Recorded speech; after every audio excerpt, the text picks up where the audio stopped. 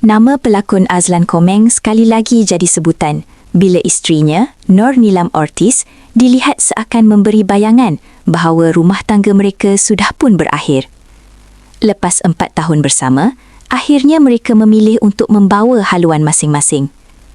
Menerusi satu perkongsian di TikTok, Nilam jelaskan keputusan itu dibuat atas persetujuan bersama, bukan keputusan terburu-buru, bukan juga kerana kebencian, tapi lebih kepada redha dengan takdir. Kami sepakat untuk meneruskan kehidupan di jalan yang berbeza, dengan doa yang baik dan penuh hormat untuk satu sama lain. Ayat itu ringkas, tapi cukup berat untuk ditelan.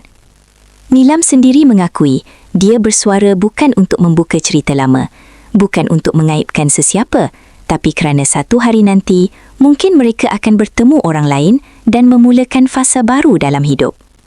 Apa yang lebih menyentuh hati, dia tetap menggambarkan Azlan sebagai seorang suami yang baik dan ayah yang bertanggungjawab. Katanya, terlalu banyak kenangan indah yang mereka lalui bersama. Cuma takdir membawa mereka ke arah yang berbeza. Tentang anak pula, kedua-duanya sepakat untuk kekal komited sebagai ibu bapa. Mereka mahu terus menjadi co-parenting yang matang, tanpa dendam dan tanpa memburukkan antara satu sama lain. Demi memastikan anak membesar dengan kasih sayang yang cukup, walaupun ibu dan ayah tidak lagi bersama sebagai suami isteri. Dalam nada yang cukup reflektif, Nilam menyebut perpisahan ini bukan sekadar kegagalan, tapi satu pembelajaran, satu proses kematangan dan ruang untuk menjadi manusia yang lebih baik.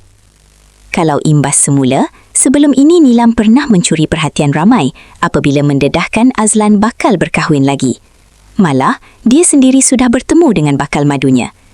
Tidak lama selepas itu, pada 9 April lalu, Nilam hadir ke mahkamah dengan berpakaian serba hitam untuk memfailkan fasah.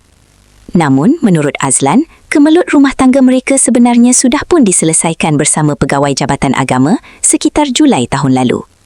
Untuk rekod, pasangan ini mendirikan rumah tangga pada 22 Januari 2022. Hasil perkahwinan, mereka dikurniakan seorang cahaya mata pada September 2025. Kadang-kadang, dalam sesebuah hubungan, bukan semua yang baik itu akan kekal selamanya. Ada yang hadir untuk mengajar, ada yang hadir untuk mematangkan. Pada pendapat anda, adakah perpisahan secara baik seperti ini sebenarnya lebih sukar daripada perpisahan yang penuh konflik? Terima kasih kerana menonton Chua Viral TV. Jangan lupa like, komen dan subscribe untuk terus dapatkan update terkini tentang dunia hiburan Malaysia. Jumpa lagi di video seterusnya. Stay tuned untuk lebih banyak kisah sensasi